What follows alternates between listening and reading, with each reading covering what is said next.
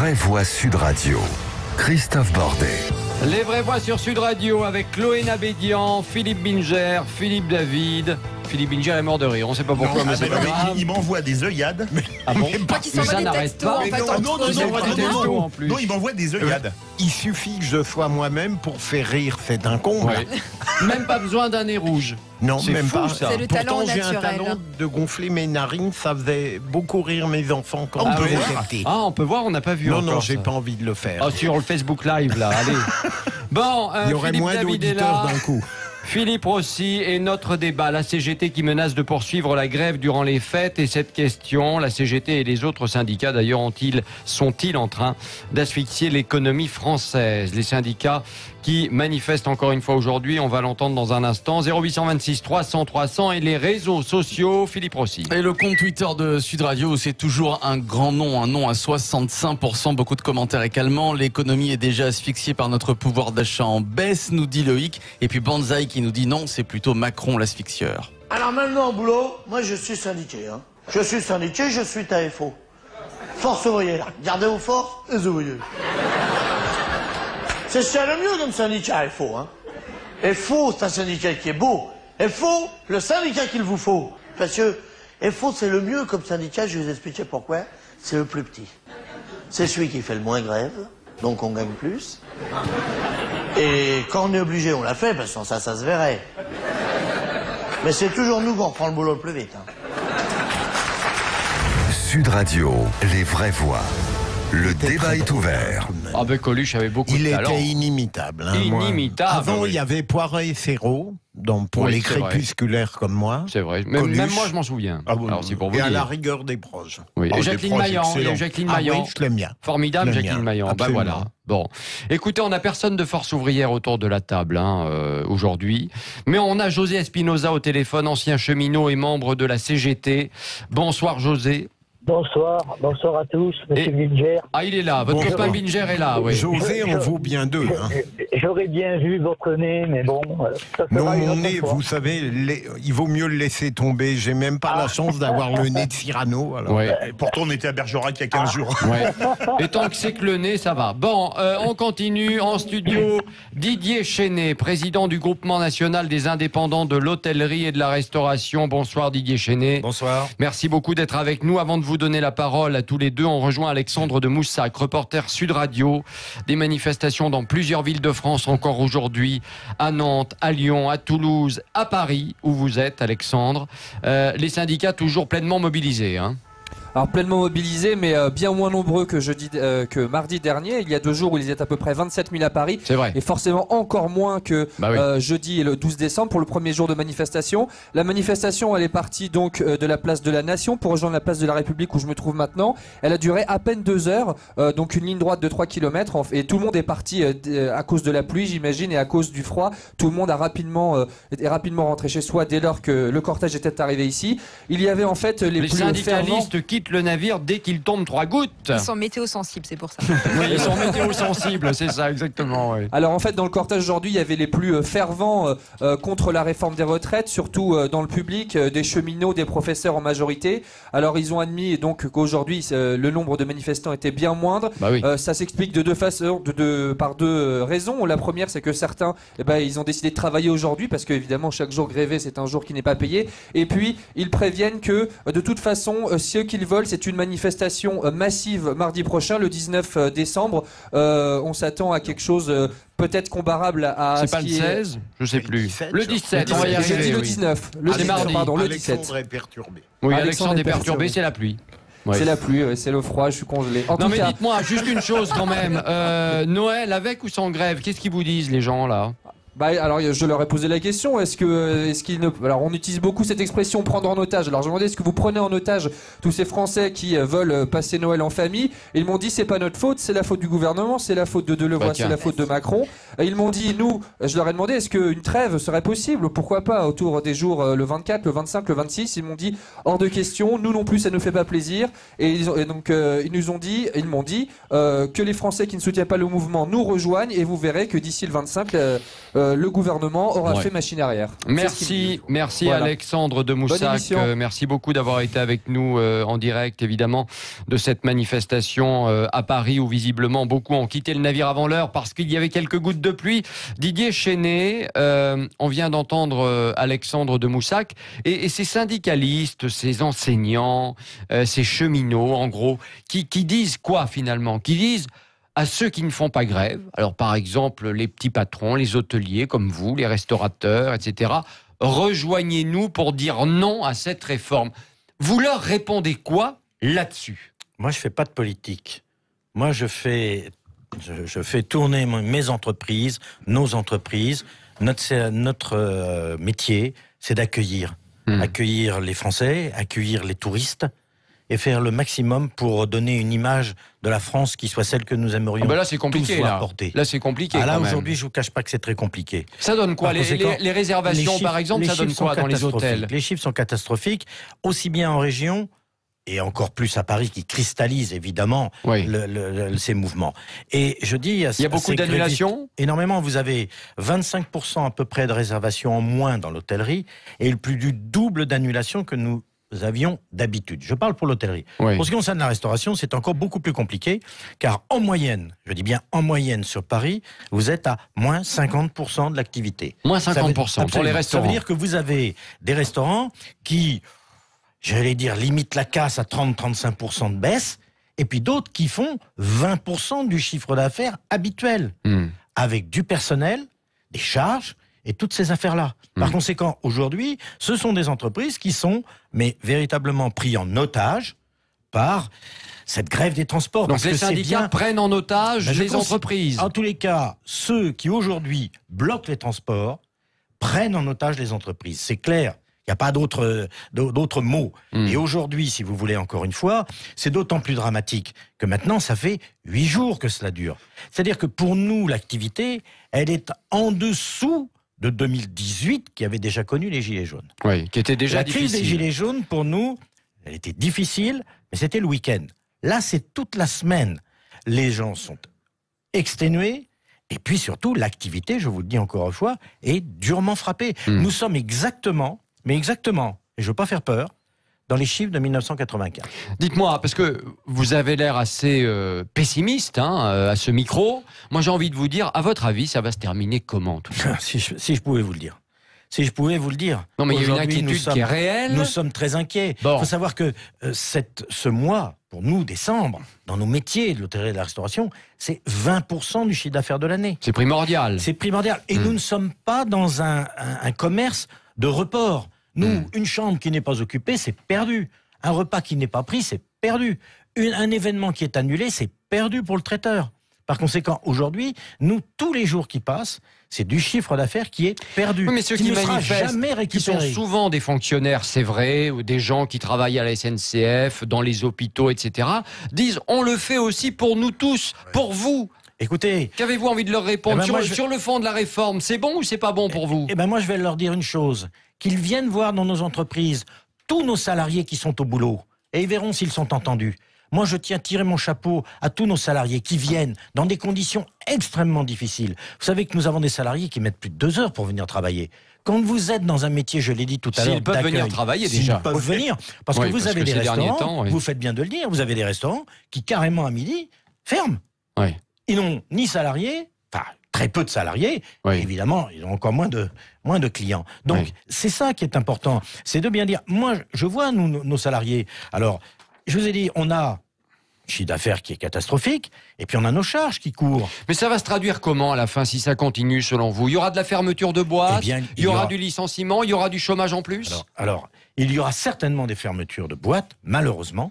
Alors après, d'autres reprendront derrière. Mais vous aurez effectivement des boîtes qui n'ont pas la trésorerie aujourd'hui. Il faut se voir que, qui évidemment, n'ont pas les reins c'est solides pour, c'est les plus fragiles qui vont trinquer dans cette affaire.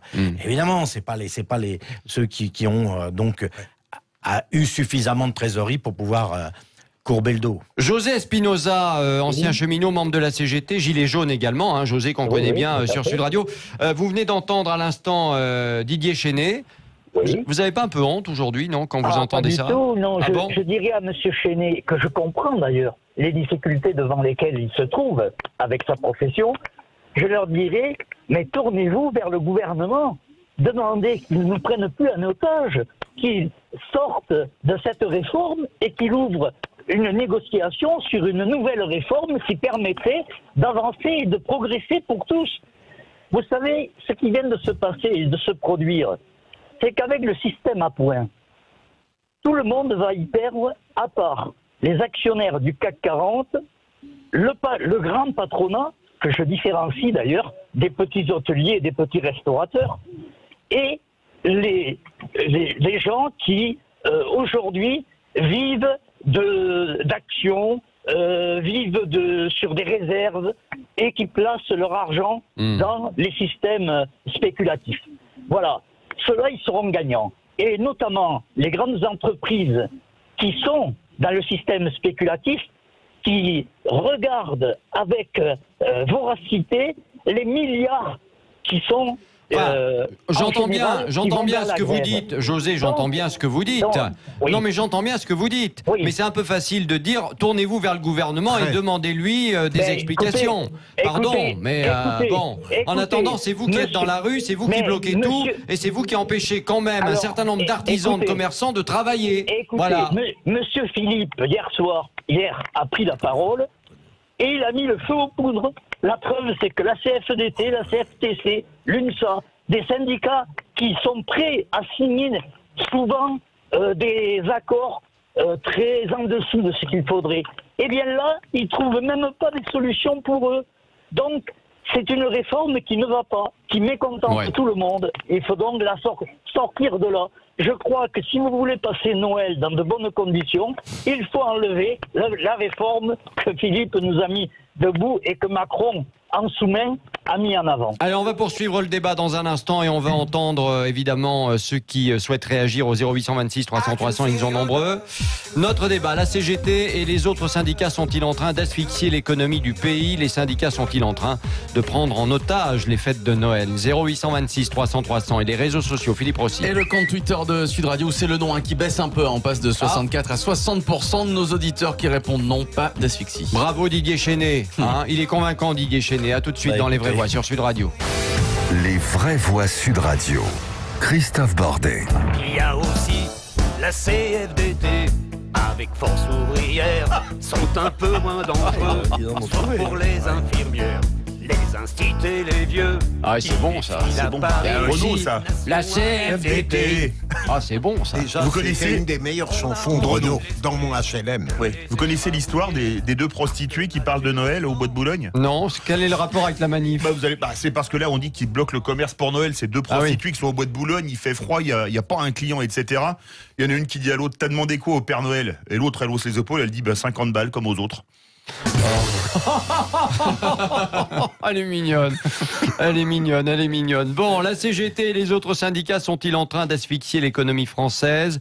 Les syndicats sont-ils en train de prendre en otage les fêtes de Noël? 0826 300 300, on va vous entendre dans un instant. Et les réseaux sociaux, Philippe Rossi. Et le compte Twitter de Sud Radio, c'est toujours non à 60%. Et Brucker qui nous dit non, attention, Paris n'est pas la France. En province, on circule bien, on vit bien. C'est vrai, c'est vrai. Ouais. Il y a beaucoup moins de difficultés dans beaucoup de villes. C'est un problème très parisien finalement. Oui, c'est très parisien, ça se cristallise sur Paris. Mais l'autre jour, il y avait le directeur de la SNCF Paris-Île-de-France, il rappelait que 70% du trafic de la SNCF se fait sur Paris. Bah oui, bien sûr, bien sûr. Bon, cela étant dit, ça n'empêche pas quand même les difficultés parce qu'il n'y a pas de TER à Bordeaux, à Toulouse, à Marseille, à Nice et ailleurs. Et puis le départ de Paris et après quand vous arrivez... Voilà. José Spinoza, ancien cheminot et membre de la CGT, est toujours avec nous. Didier Chenet, vous l'avez entendu, président du groupement national des indépendants de l'hôtellerie et de la restauration.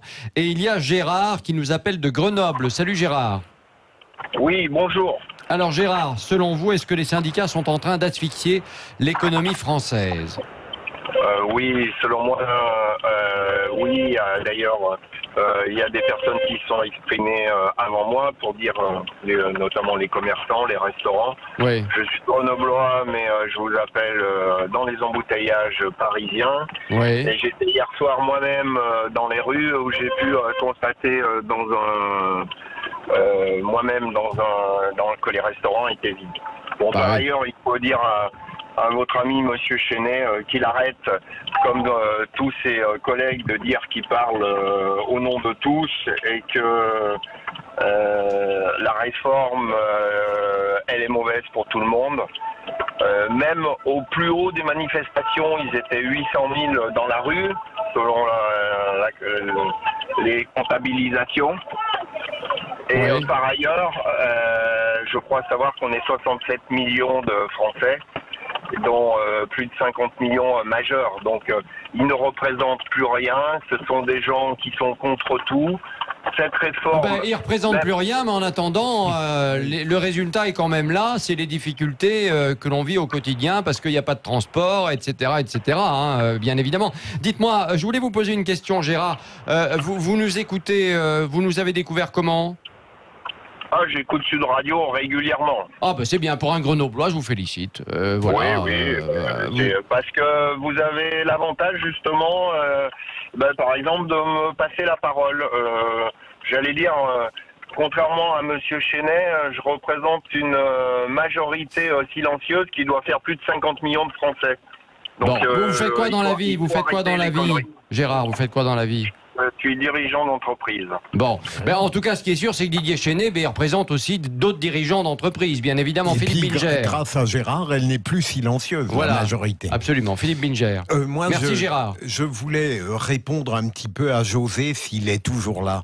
Je suis là, je vous écoute. Je suis tout de même très frappé de voir à quel point il ne répond pas au problème qui est posé. Je comprends bien son hostilité au projet sur les retraites. Mais là, on lui demande simplement s'il ne considère pas que cette grève qui va s'intensifier ne détruit pas la vie d'artisans, de petits commerces. Et c'est ça le problème. Et ce qui me frappe encore plus, c'est que non seulement il y a la grève, qui est un droit tout à fait constitutionnel, mais qui n'interdit pas à un certain moment qu'on dialogue avec un pouvoir qu'il propose, même si celui-ci a commis des erreurs, mais on nous propose des menaces de grève. Il y a du sadisme dans le fait de nous dire « Attention à Noël, vous l'aurez », Philippe Martinez tout à l'heure. Ça devient tout de même accablant sur le plan démocratique. José Espinosa. Monsieur Bilger, je comprends votre amertume, c'est logique. Moi, je suis pas, je vous comprends entièrement. Mais aujourd'hui, face au problème qui est posé, je crois que chacun a bien compris que les retraites, ça marchait bien. En Europe et dans le monde, tout le monde dit en France, c'est formidable les retraites. Eh bien, Macron a trouvé une bonne solution, c'est d'essayer de démolir ce système qui marche bien, pour mettre un système qui est d'une complexité terrible, alors qu'il dit qu'il veut simplifier. J'ai écouté attentivement M. Philippe, il nous dit il y en aura ceux qui partiront en 73, ceux qui sont nés en 78, ceux qui sont ceci, ceux qui sont cela, personne n'y comprend plus rien. Donc je pense qu'il faudrait raisonnablement retirer ce projet et mettre autour de la table tous les syndicats et tous les acteurs sociaux pour définir une retraite qui aille dans le sens du progrès pour tous. Chloé Nabédian. Oui, pardonnez-moi monsieur, mais là vous êtes déjà à la retraite, vous, c'est ça ? Je suis retraité, oui. Moi, j'ai ancien cheminot. Ancien cheminot. Oui, moi, autant dire que José n'a pas beaucoup travaillé dans sa vie. Hein. À 50 ans, il était à la retraite. Bravo. Alors bon. Ah non, pas du tout. Ah bon, je sais pas, vous avez dit tout à fait. Alors, ce sont les roulants qui avaient la retraite à 50 ans. Vous êtes parti depuis combien de temps? Ça fait combien de décennies que vous travaillez plus, vous, José? Moi, je travaille plus depuis 2002. Oh là là, ça remonte. Il y en a qui ont de la chance. J'ai 72 ans, monsieur. Oui, d'accord. Mais là, vous exposez en fait un système de retraite. Attends, écoutez Chloé, écoutez Chloé, sinon je coupe tout. Écoutez Chloé. Écoutez la jeune génération aussi. Écoutez la jeune génération. Allez-y, Chloé. Parce qu'en fait, je vous écoute. Merci. En fait, le problème qui est en train de se poser aujourd'hui concrètement pour les retraites, c'est justement pour ma génération, celle aussi d'après qui va arriver, celle de nos enfants, où aujourd'hui un système de retraite ne pourra plus fonctionner tel que vous l'avez connu pendant toutes ces années. Alors peut-être qu'avant on parlait de ce système de retraite comme quoi il était formidable et qui fonctionnait bien, quoi qu'il y a toujours eu quand même beaucoup de remarques par rapport à ce système-là, mais on parle de demain, on parle de l'avenir, et ce système à points qui va être mis en place. Après, il y a du bon et il y a du mauvais, bien évidemment, dans ce système-là, mais l'idée, c'est que pour notre génération, en tout cas, on puisse avoir accès, nous aussi, à une retraite. Moi, j'ai des amis autour de moi qui, aujourd'hui, sont en train, en tout cas, de travailler en faisant comme si, en fait, il n'y avait pas de retraite pour eux demain. Donc, ils sont en train de capitaliser différemment. Il y a des assurances privées. Ils sont en train d'essayer de faire peut-être des investissements locatifs pour ceux qui peuvent le faire, parce qu'ils sont en train de se construire leur retraite de demain, parce que nous, on pense, par exemple, qu'on n'en aura pas. Ouais. Alors José, évidemment, demandez l'âge que vous aviez, mais on ne demande pas ça à une jeune femme quand même, José. Oh, mais 34 ans, on peut encore. Bon, 34 ans. Non mais José, on pourra poursuivre le débat. Évidemment, le temps passe trop vite, on a malheureusement plus le temps. Un dernier mot à Didier Chénet qui est avec nous et qui représente les hôteliers et les restaurateurs. Le gouvernement doit reculer. Vous lancez un appel, vous faites quoi ? Non, moi je dis simplement, le gouvernement doit prendre des mesures pour nous venir en aide. C'est pas le rôle de toute façon du public de tout le temps venir en aide. Là, c'est parce que mais l'État doit encore venir en aide, donc c'est encore de l'argent public pour aider une profession. C'est là où on en arrive à quelque chose qui est incohérent. C'est pas là. Le serpent qui se mord la queue. C'est le délire. Donc nous simplement, ce que nous disons, oui, il va falloir un moratoire pour les charges fiscales, sociales, mais encore une fois, c'est une réponse qui va apporter un ballon d'oxygène. Mais ce genre de mouvement, c'est impensable de penser qu'on puisse avoir aujourd'hui une part de l'économie. Je rappelle quand même que notre activité, l'hôtellerie de restauration, c'est 1 million de salariés. C'est pas rien. Alors, le monsieur qui disait, je sais pas quoi, il représente. Oui, je représente un secteur économique qui représente 7% du PIB de la France. Ça mérite quand même qu'on apporte une petite attention à ce qui se passe. Merci beaucoup Didier Chénet d'être venu nous voir dans Les Vraies Voix sur Sud Radio. Merci à José Espinosa qui était au téléphone avec nous. Le résultat de notre débat. Les syndicats sont-ils en train d'asphyxier l'économie du pays avec cette grève contre la réforme des retraites, en particulier donc la CGT, les réseaux sociaux? Philippe Rossi. Allez, score final sur le compte Twitter de Sud Radio et c'est un non à 65%. A tout de suite pour les infos dans Les Vraies Voix sur Sud Radio.